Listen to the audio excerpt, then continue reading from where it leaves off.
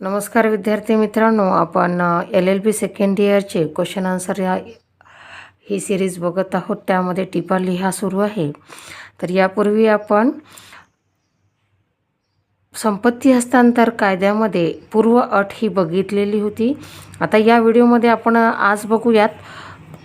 आता आपण पूर्व अट व नंतरची अट यांच्यातला असा फरक स्पष्ट करू। फरक स्पष्ट करा यामध्ये आपण पूर्व अट आणि नंतरची अट आता हे बघणार आहोत।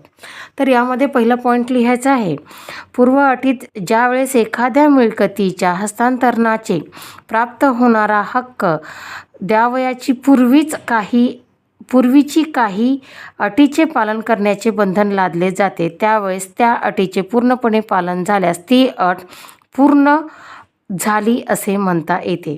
तर नंतरच्या अटीच्या बाबतीत एखादी भविष्यकाळातील विशिष्ट परंतु अनिश्चित अशी घटना घडल्याशिवाय हस्तांतरणवे मिळकतीतील एका व्यक्तीचे हक्क दुसऱ्या व्यक्तीस जाणार नाहीत अशी अट असते व अशी घटना घडल्यानंतरची जी अट असते तिलाच नंतरची अट असे म्हटले जात असते।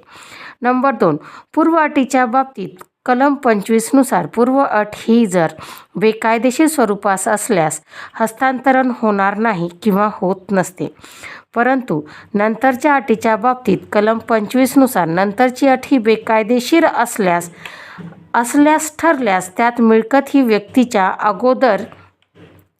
व्यक्तीस अगोदरच दिली जात असल्याने ती निरंकुश म्हणजे अनिर्बंधित स्वरूपाची बनल्याने अशा स्वरूपाची अट ही दुर्लक्षित केली जात असते। पूर्व अटीच्या बाबतीत आपणास खालील उदाहरणे देता येतील। समजा अ ने ब ला 50,000 रुपये हस्तांतरित केले आणि त्याबाबत अशी अट घातली की जर त्याला विवाह करावायचा असेल तर त्याने क, ड आणि ई या व्यक्तीची संमती घेतली पाहिजे। बरं, यात समजा त्यानंतर ई ही व्यक्ती मरण पावली आणि क व ड यांच्यात संमतीने ब ने विवाह केला, तर 50,000 रुपये मिळण्यापूर्वी असणारी अट ब कडून पूर्ण झाली असे म्हणता येईल। यानंतर आपण नंतरची अट या बाबतीत आपणास पुढील उदाहरण देता येईल। क्ष ने य ला य हा झ, न व प यांच्या संमतीने हा विवाह जर करणार असेल तर 40,000 रुपये दिले, परंतु हा मरण पावला। य ने झ व न यांची संमती घेऊन हा विवाह केला। यात अ ने अटीचे पालन केले नाही असे म्हणता येईल।